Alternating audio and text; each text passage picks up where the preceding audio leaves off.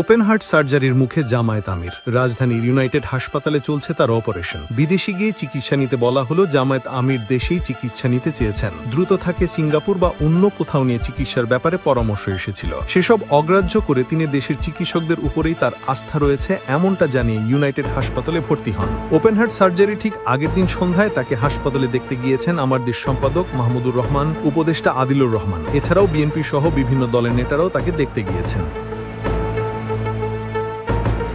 সার্জারির কয়েক ঘন্টা আগে তাকে ঘিরে দেখা গেছে আয়নাঘর থেকে মুক্তিপ্রাপ্ত মীর কাশেম আলীর ছেলে ব্যারিস্টার আরমান, সাইদি ও নিজামী পুত্রদের। হাসপাতালে গিয়ে তারা চিকিৎসার খোঁজ খবর নেন। এছাড়া মামুনুল হক সহ বিভিন্ন দলের নেতারা হাসপাতালে জামায়াত আমিরের খোঁজ খবর নিয়েছেন।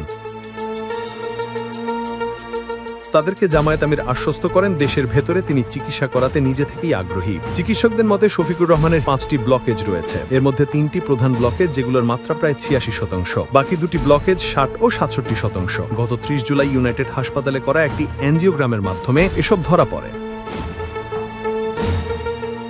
এর আগে 19 জুলাই সোহরাওয়ার্দী উদ্যানে জাতীয় সমাবেশে বক্তব্য দেওয়ার সময় দুবার মঞ্চে ঢলে পড়েন তিনি। এরপরই বিভিন্ন মেডিকেল টেস্ট করানো হয়। দলীয় মহাসচিব মিয়া গোলাম পরার আরও জানান, জামায়াত আমিরের পরিবার এবং দল তাকে বিদেশে চিকিৎসা করানোর পরামর্শ দিলেও তিনি রাজি হননি। বরং তিনি দেশীয় চিকিৎসকদের উপর পূর্ণ আস্থা রেখেছেন। সুস্থ চিকিৎসা নিশ্চিত করতে হাসপাতাল প্রাঙ্গণে ভিড় না করার অনুরোধ জানিয়েছে জামায়াত ইসলামী। একই সঙ্গে আমিরে জামায়াতের সুস্থতার জন্য দেশবাসীর কাছে দোয়া চেয়েছে দলটি। ওপেন হার্ট সার্জারির কারণে কিছুদিন জামায়াত আমিরকে সম্পূর্ণ বিশ্রামে থাকতে হবে। সময় তিনি তার দলীয় কর্মকাণ্ডে অংশ নিতে পারবেন না। হাসপাতাল সূত্র বলছে অন্তত 1 মাস তাকে সব ধরনের কাজ থেকে ছুটি নিয়ে থাকতে হবে।